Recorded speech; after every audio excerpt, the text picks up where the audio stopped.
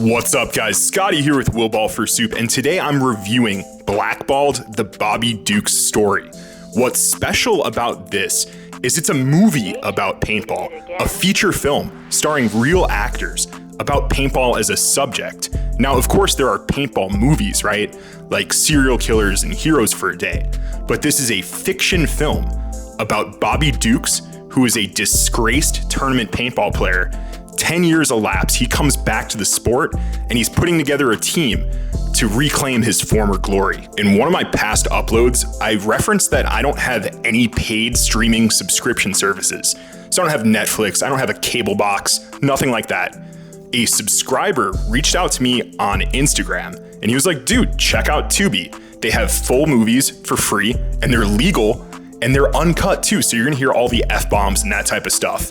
If you're trying to budget your money for paintball or just getting by paying rent and you want some normal movies on your TV, I highly recommend checking out the Tubi app. This isn't a sponsorship or a brand deal.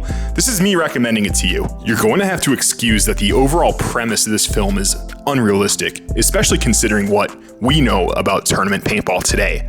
The reason for Bobby Dukes' 10-year exodus from the sport was because he was caught wiping at a paintball tournament. I know you've seen my content on what I think about cheating. That's not what we're gonna really go into in this film, but the majority of tournament paintball players, especially those at higher divisions at the national level, at the pro level, they cheat frequently. Sometimes you get a flag, sometimes you get away with it. You just gotta roll the dice. Despite coming out all the way back in 2006, this film has eluded me. I'd never seen it until just a few days ago. And overall, this movie is worth your time to watch, especially when it's available for free. Bobby Dukes is not without its flaws, but it does a damn good job of disguising them.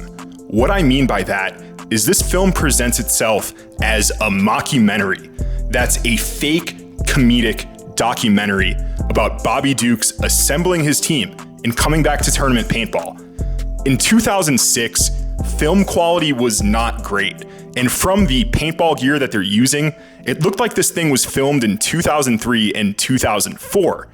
So it is very low budget, but it has that low budget charm. With such a low budget, the action scenes in this film are so incredibly shaky. Even in high budget modern films, I despise the shaky cam, and they went way too far with it. It might have been a stylistic choice to show that, hey, this is really a low budget documentary, but they just went too far with the shaky.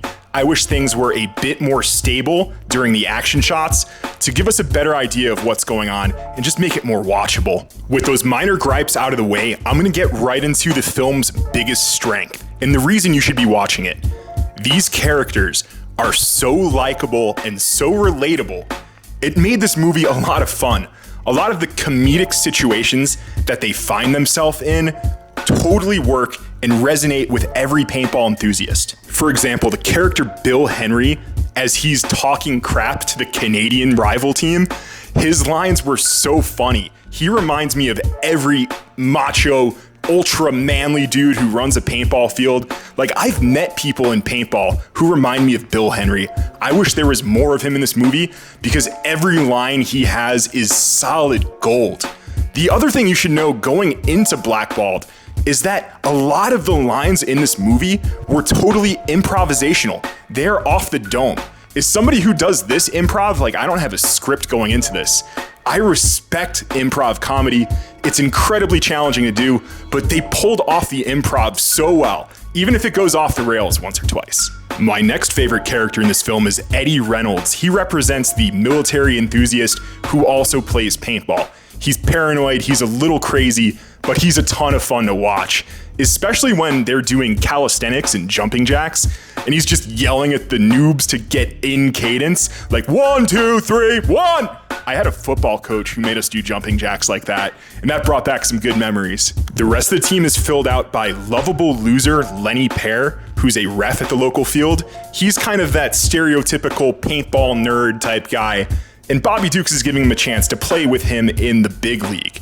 Also on the team is Showtime, the guy who they picked up because he's good at video games. There's also a guy who defected from the Canadian team. He's a little bit of a new age hippie type character. All very likable, all very enjoyable.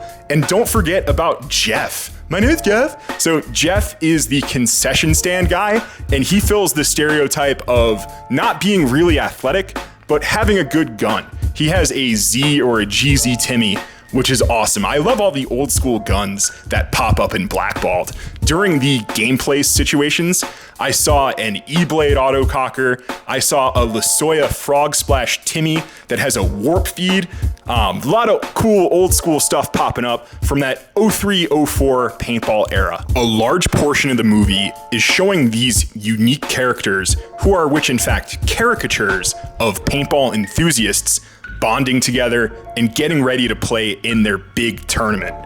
One scene in particular that was very memorable is when the team was all together and they were listing potential names for what their team was going to be called. And each of the names on the list, you can kind of point them to somebody who's in the group. That scene was so funny. Some of those names were great. Like one of them was Front Kick to the Sternum. That's obviously the military guy putting that one out there. PlayStation 6. Yeah. Bunko Squad. I like that. Hornet Blast. They'll Be Back. Dirty Almost Half Dozen. Santa's Elves. Alright. Death Squad. Yeah! Death Merchant. Woo!